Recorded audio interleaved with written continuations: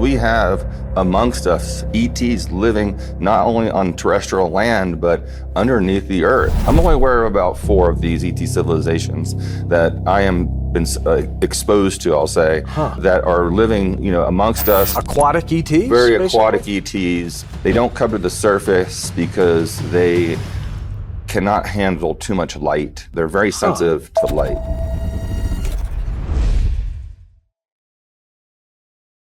We've heard of ET civilizations living on Earth in our ancient past, but is it possible there are ET civilizations living underground or some hidden areas on Earth this very moment? Welcome back to Cosmic Disclosure, Emery Smith. Emery, this is exciting.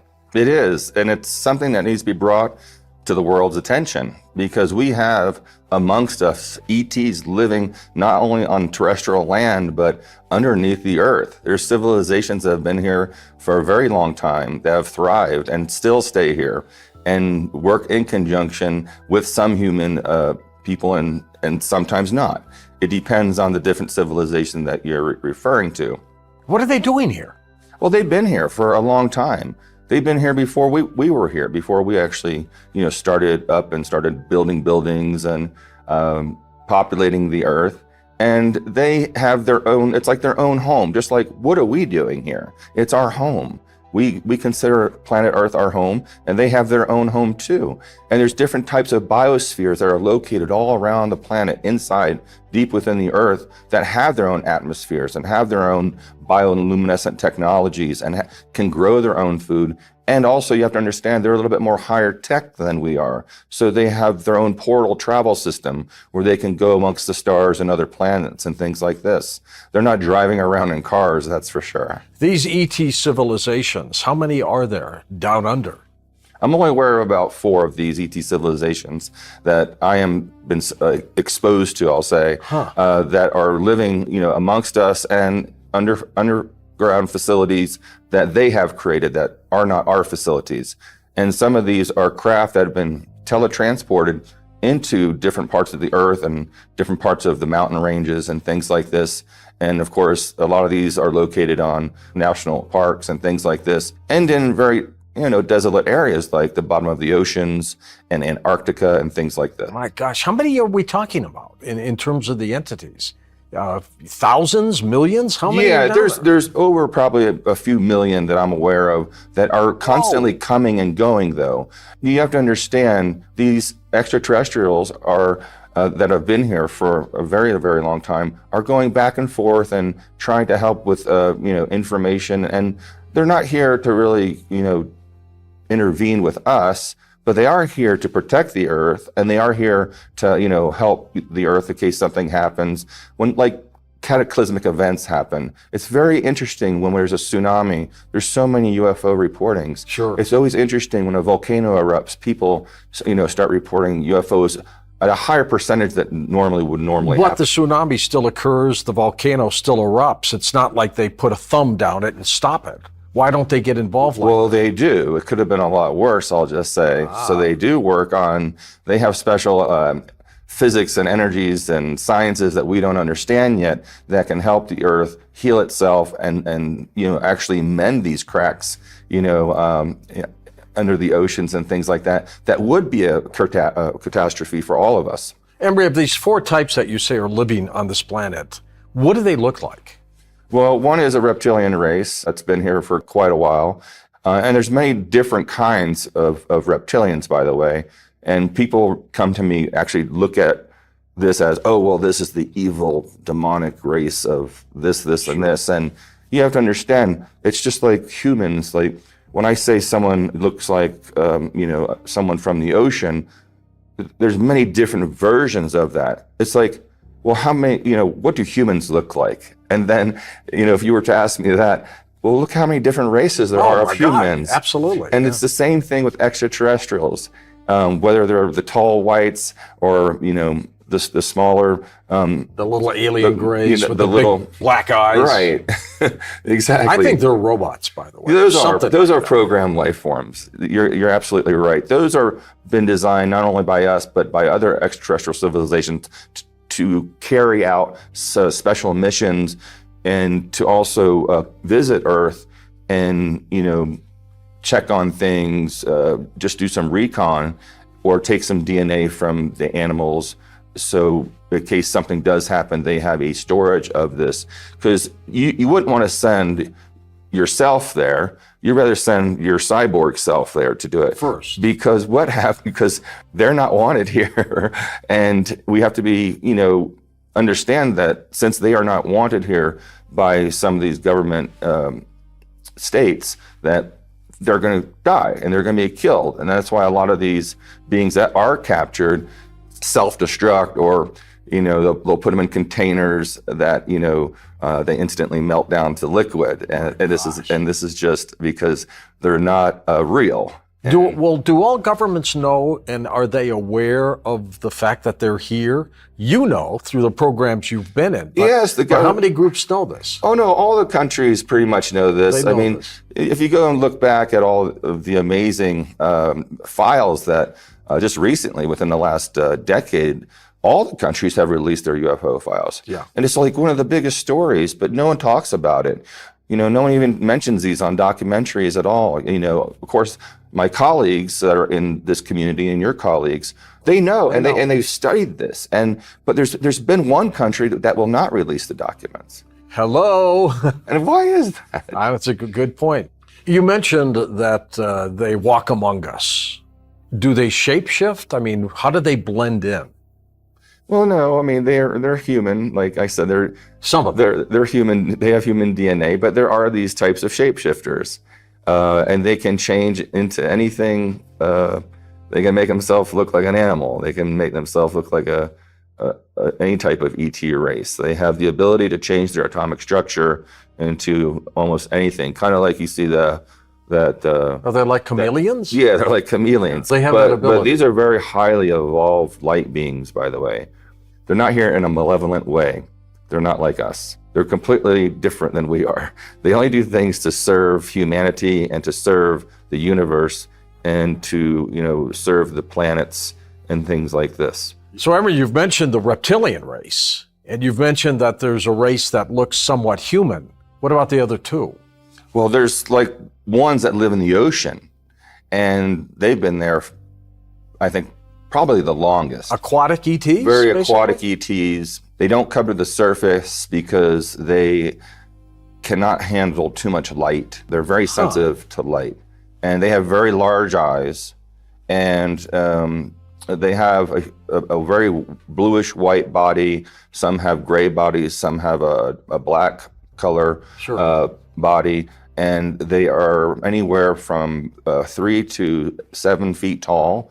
They have webbed types of feet that are not jointed at the ankles, kind of like a little flipper. They have this beautiful fin, though, that covers their arms that are not very long. It's a membrane that sticks out like a fin, but it moves very fluidly. Where do they come from? Are these earthbound creatures? Were they always here? Oh, we call these, the ones that live in the water, we call them the aquifarians. And we do believe they came from another water planet, and that they have the ability to also have teletransportation and things like this.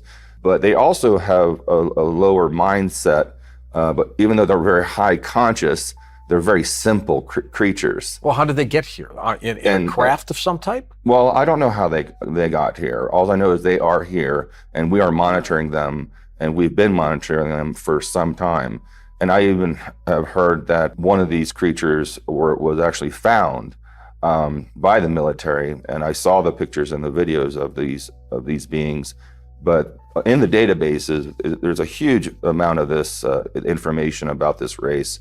And we're not interfering with them. We're treating it more of like a biology thing where we're just watching them and studying them and trying to understand, like you said, where they're coming from. We do have their DNA. But they're intelligent rather than being more fish-like. They're more human-like. Well, no, that's what I'm saying. The intelligence from what we have gathered is obviously they're intelligent, but they're simple. How did we come across them? Did we just stumble across them? Was there some program? Well, no, we had created our own types of submarines that were reverse engineered from extraterrestrial craft that can form their own energetic density field of a magnetic flux field around these types of craft that can go into very, very deep waters, deeper than what you see at National Geographic and these other. All right, deeper than our traditional submarines. Than our traditional submarines. All right. And they also have drones that can go very, very deep and run on their own for weeks at a time, and then come back and report, and we can see all the recordings, and we can see the data that has collected in many different wavelengths of light that we can't see with our own eyes. These supernatural cameras that they have on these craft can record in complete darkness for a very long distance, and things are now evolving to come out to the public. Like, people are now having their own submarines, and other organizations are now traveling to the depths, and they're starting to see things. They're starting to see, gigantic sharks. They're starting to see fish that are transparent, that you can see their brain. Things like this, which is amazing. I mean, if the stuff they're showing is going to really open the eyes for the general public to realize that we are not the only ones, when we're just discovering new creatures and fish every day. Are these ETs friendly, or is there a potential problem? As far as I'm concerned, and as far as my experience with this, they're very, very friendly. All of them? Well, the ones that I've worked with. Okay. I'm sure, it's a very big possibility. Of course, the universe is large. I know of one horrible ET race that is not very nice, and what do they do? The horrible. It's the Earthlings.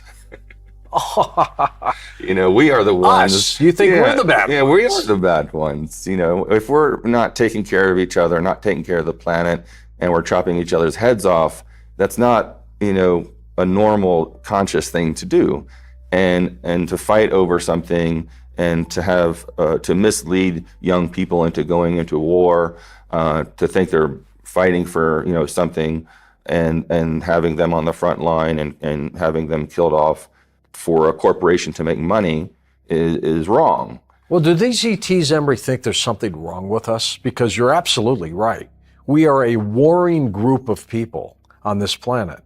These ETs, if they're benevolent, must come here and see this and say, what's wrong with these things? What's wrong with these creatures? It's exactly what they're doing, and that's why they care so much.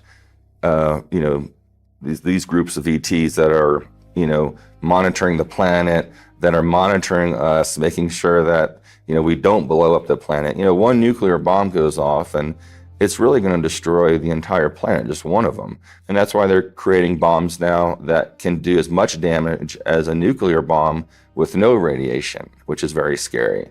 There are other planets out there that started like we did.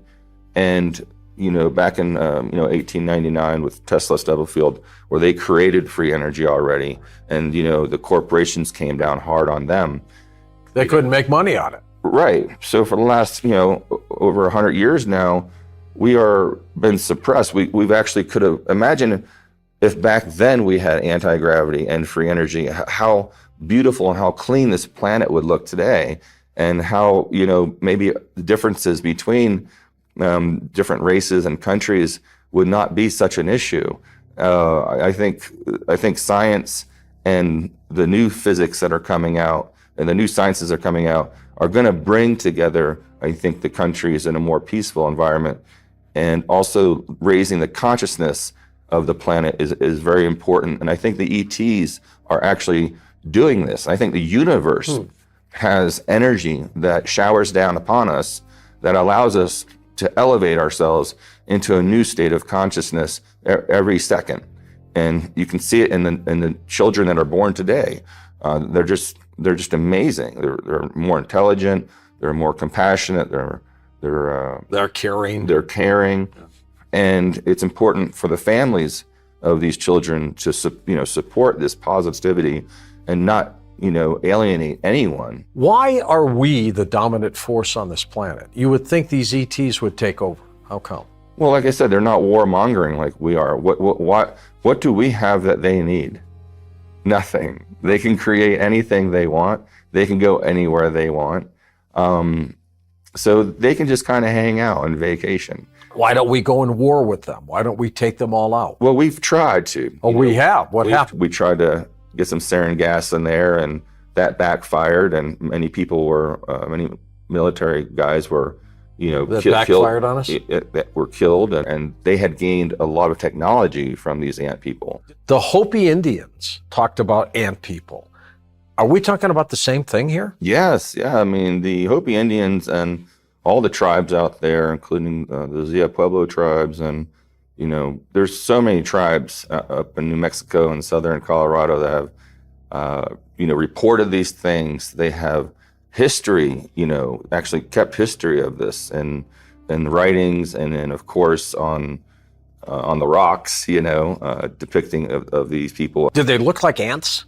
Big ants? Yeah, they're segmented, but they do have arms, and they do have a face like we do, but it is in the shape. Big heads. Yeah. They're very large. They have an exoskeleton, and that's what supports them. They don't have bones.